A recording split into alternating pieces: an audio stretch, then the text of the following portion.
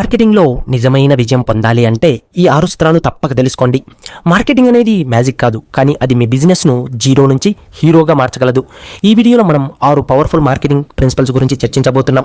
ఈ 6 సూత్రాలు మీ వ్యాపారం నిలబడేందుకు మరియు విజయం సాధించేందుకు అత్యంత అవసరం. ప్రస్తుతం కస్టమర్కి ప్రతి సెకండ్కి డిస్ట్రాక్షన్స్ వస్తుంటాయి. అలాంటి ప్రపంచంలో మీ మెసేజ్కి కస్టమర్ దృష్టిని ఆకర్షించడం కష్టమైపోతుంది. మరి ఎలా? రండి చదువుకుందాం. హాయ్ ఫ్రెండ్స్, వెల్కమ్ టు చదువుకుందాం రండి. మన ఎంబీఏ సిరీస్లో భాగంగా ఇప్పటి వరకు వాల్యూ క్రియేషన్ అనే చాప్టర్ని చదువుకున్నాం కదా. ఈ రోజు నుంచి మార్కెటింగ్ అనే చాప్టర్ని డిస్కస్ చేసుకోబోతున్నాం. ఈ వీడియోలో మనం attention, రెస్పిటివిటీ, remarkability, probable purchaser, pre occupation మరియు లెవెల్ ఆఫ్ అవేర్నెస్ అనే 6 ఇంపార్టెంట్ మార్కెటింగ్ కాన్సెప్ట్ల గురించి మాట్లాడబోతున్నాం. ఈ 6 కాన్సెప్ట్లు మీ వ్యాపారంలో ఎలా అమలు చేయాలో తెలుసుకొని మీ బిజినెస్ గ్రోత్కి ఎలా సహాయపడతాయో నేర్చుకుందాం. మార్కెటింగ్లో మొదటి అడుగు. ఈ రోజుల్లో మీరు ఎంత మంచి ప్రోడక్ట్ తయారు చేసినా ఒక్క విషయం లేకపోతే అది ఎవ్వరికీ కనిపించదు. అదేంటంటే అటెన్షన్. మార్కెటింగ్లో మొదటి అడుగు మన ప్రోడక్టు లేదా ఐడియా పైన మనిషి కళ్ళు పడేలా చేయడం. అసలు అటెన్షన్ అంటే ఏమిటి అంటే, ఎవరైనా మన ప్రోడక్టు లేదా అడ్వర్టైజ్మెంట్ లేదా మన ఐడియా పైన వాళ్ళ దృష్టిని ఆకర్షించడం. ఇది ఒక సైకలాజికల్ కాన్సెప్ట్. మన మైండ్లో ప్రతిరోజు వేలాది విషయాలు దూసుకెళ్తుంటాయి, కానీ వాటిలో కొన్నింటిని మాత్రమే గమనిస్తాం. ఎందుకు అంటే ఆ విషయాలు మన మైండ్ను ఆకర్షించేలా ఉంటాయి. మార్కెటింగ్లో మీరు ఏదైనా అమ్మాలి అంటే ముందు వాళ్ళ కళ్ళు మీ మీద పడాలి. కళ్ళ పడకపోతే అమ్మకం జరగదు. సరే, అటెన్షన్ దక్కాలంటే ఏం చేయాలి అంటే, మనం మన ప్రోడక్టు లేదా సేవలపై వాళ్ళ దృష్టిని ఆకర్షించాలంటే ఇది మనం ఎలా ప్రజెంట్ చేస్తామన్నది కీలకం. ఇక్కడ కొన్ని కీలకమైన ప్రిన్సిపల్స్ ఉన్నాయి. సాధారణమైన దానికంటే భిన్నంగా ఉన్నదాన్నే మన కళ్ళు పట్టేస్తుంది. మూమెంట్స్, కదలిక ఉన్నవి, వీడియోస్, రీల్స్, మూమెంట్ టెక్స్ట్, ఇవి మనం ఇగ్నోర్ చేయడం కష్టం. అలాగే ఆకర్షణీయమైన రంగులు, ఫ్లాట్లు, వర్డ్స్ అంటే interesting headlines, curiosity, creating questions, emotional are funny languages. మన డైలీ లైఫ్లో అటెన్షన్ ఎలా క్యాప్చర్ అవుతుంది అంటే, మీరు ఒక స్టోర్కి వెళ్ళినప్పుడు ఎక్కడైనా బిల్ బోర్డ్స్ బ్రైట్గా ఉంటే అక్కడికే చూస్తాం. యూట్యూబ్ ఓపెన్ చేస్తే ఫన్నీ ఆర్ షాకింగ్ థంబ్నెయిల్స్ పైనే మన క్లిక్ పడుతుంది. అలాగే ఇన్స్టాగ్రామ్లో స్క్రోలింగ్ చేస్తున్నప్పుడు movie visuals, slow motion foods, shoots ఉన్నవి స్కిప్ చేయడం కష్టం కదా. అలాగే అంటే దీన్ని బట్టి మనం ఏమర్థం చేసుకోవాలి, మన మైండ్కి అట్రాక్ట్ అయినవే మనం గమనిస్తాం. ఇది మార్కెటర్గా మనం బాగా అర్థం చేసుకోవాలి. మార్కెటింగ్లో మీ ప్రయాణం అటెన్షన్తో మొదలవుతుంది. వాళ్ళ దృష్టిని ఆకర్షించకపోతే ఎన్ని గొప్ప ఫీచర్లు ఉన్నా మీ ప్రోడక్ట్ వృధా. Next number 2, receptivity. వినేందుకు సిద్ధంగా ఉన్న వారికి చెప్పాలి.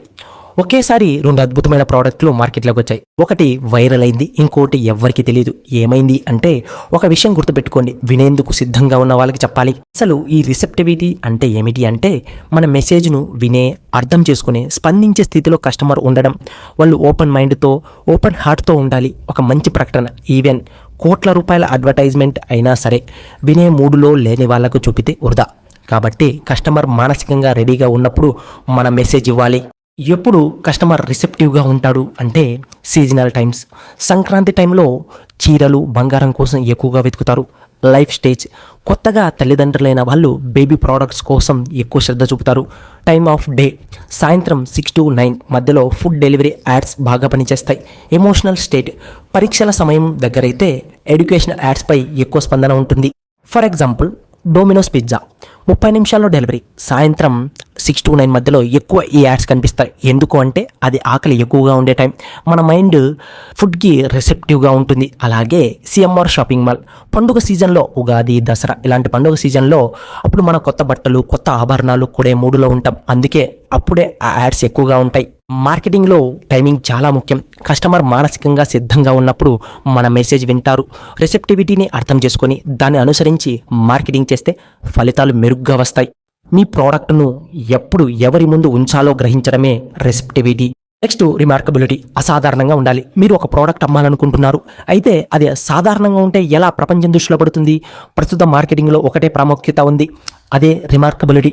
ఇప్పుడు రిమార్కబిలిటీ అంటే ఏమిటి, అది ఎలా మన పరికరాలను లేదా ప్రకటనలు ఎంత ప్రత్యేకంగా చేస్తుంది అనే దాని గురించి డిస్కస్ చేసుకోబోతున్నాం. అసలు రిమార్కబిలిటీ అంటే ఏమిటి అంటే, సాధారణంగా ఉండకపోవడం, ప్రత్యేకంగా ఉండడం.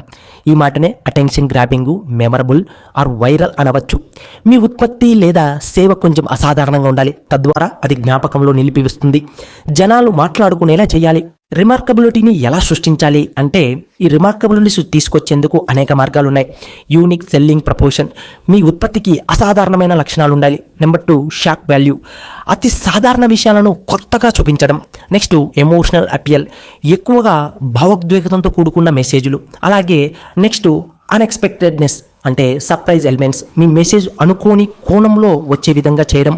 ఫర్ ఎగ్జాంపుల్, కొన్ని సంవత్సరాల క్రితం ఐపీఎల్ సీజన్లో టాటా స్కై వాళ్ళు ఒక చిన్న లవ్ స్టోరీని క్రియేట్ చేసి చిన్న చిన్న భాగాలుగా విరగొట్టి యాడ్స్ని ప్లే చేసేవాళ్ళు. ఇలా ప్లే చేయడం వల్ల ప్రతిసారి యాడ్ను చూడాలన్న క్యూరియాసిటీ పెరుగుతూ ఉండేది.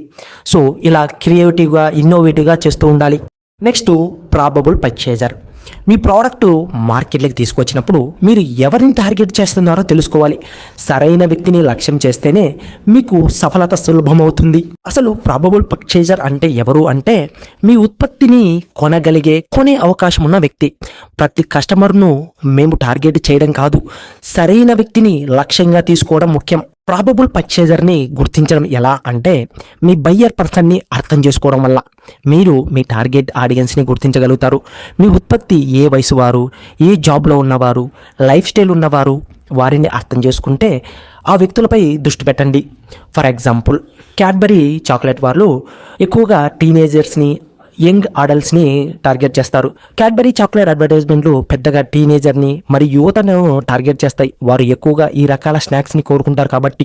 అలాగే హెచ్డిఎఫ్సి లోన్స్ హోమ్ బయర్స్ని, వారు హౌస్ హోల్డ్ ఫ్యామిలీస్ని, middle to upper middle class to పీపుల్ని ఫోకస్ చేస్తారు. ప్రత్యేకంగా వారు 30 నుంచి 50 సంవత్సరాల మధ్య ఉన్న వారిని ఎక్కువగా ఈ లోన్స్ కంటే ఇంట్రెస్ట్కి చూపిస్తారు. అలాగే ఇంకో best example Swiggy, online food delivery. వారు ప్రాబబుల్ పర్చేజర్గా యువతని, ఫస్ట్ జాబ్లో ఉన్నవాళ్ళు, అలాగే ఎక్కువ సమయం జాబ్లో గడిపే వాళ్ళు టార్గెట్ చేస్తారు. వాళ్ళు డెలివరీ కోసం మెరుగైన అవకాశాన్ని కలిగి ఉంటారు. సో మీ ఉత్పత్తి కొనగలిగే వ్యక్తే ప్రాబబుల్ పర్చేజర్. మీ టార్గెట్ ఆడియన్స్ని సమర్థవంతంగా పరిగణించడం మాత్రమే కాదు, వారి అవసరాలను మరియు బయింగ్ హ్యాబిట్స్ను కూడా అర్థం చేసుకోవడం ముఖ్యం. మీకు సరైన కస్టమర్ ఎవరు అనే దాన్ని తెలుసుకోవడమే విజయానికి మార్గం. నెక్స్ట్ ప్రీ ఆక్యుపేషన్ అంటే ఏమిటి అంటే మీ కస్టమర్ ముందుగానే మీ ఉత్పత్తి లేదా సేవ గురించి ఆలోచించడం. కస్టమర్ గమనించే ముందు ఎప్పటికీ ఉన్నట్లు మన ఉత్పత్తిని వారి మెదడులో నిలిపివేసే విధానం. ఇది ఎలా సాధ్యమంటే పరిచయాలు సృష్టించండి. కస్టమర్లు ముందుగానే వారి సమస్యలను పరిష్కరించే పరిష్కారాన్ని తెలియజేయండి.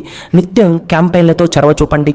సో ప్రీ ఆక్యుపేషన్ అంటే కస్టమర్ మన ఉత్పత్తి గురించి అవసరాన్ని ముందుగా గ్రహించి కొనుగోలు అంగీకారాన్ని చూపే స్థితి అన్నమాట. నెక్స్ట్ లెవెల్ ఆఫ్ అవేర్నెస్ అంటే ఏమిటి అంటే మీ ఉత్పత్తి లేదా సేవ గురించి వినియోగదారులు ఎన్ని స్థాయిల్లో అవగాహన కలిగి ఉంటారు అనేది. ప్రతి కస్టమరు ఈ 5 దశల్లో కలిగి ఉంటారు. అన్అవేర్, కస్టమర్లకు మీ ఉత్పత్తి గురించి తెలియదు. నెక్స్ట్ ప్రాబ్లం అవేర్, ఈ దశలో కస్టమర్లకు వారి సమస్య గురించి తెలుసు కానీ పరిష్కారం తెలియదు. నెక్స్ట్ సొల్యూషన్ అవేర్, కస్టమర్లకు వారి పరిష్కారాలు తెలుసు కానీ మీ ఉత్పత్తిని ఎంచుకోవడం అనేది తెలియదు. నెంబర్ 4 ప్రోడక్ట్ అవేర్, కస్టమర్లకు మీ ఉత్పత్తి గురించి తెలుసు కానీ కొనుగోలు నిర్ణయం తీసుకోవడం లేదు. నెక్స్ట్ మోస్ట్ అవేర్, కస్టమర్లకు మీ ఉత్పత్తి గురించి పూర్తిగా తెలుసు, కొనుగోలు చేయడానికి కూడా సిద్ధంగా ఉన్నారు. ఈ లెవెల్ ఆఫ్ అవేర్నెస్ని ఎలా ఉపయోగించాలి అంటే మీ కస్టమర్ యొక్క అవగాహన స్థాయిని ఆధారంగా చేసుకొని మీరు వ్యూహాలు రూపొందించాలి.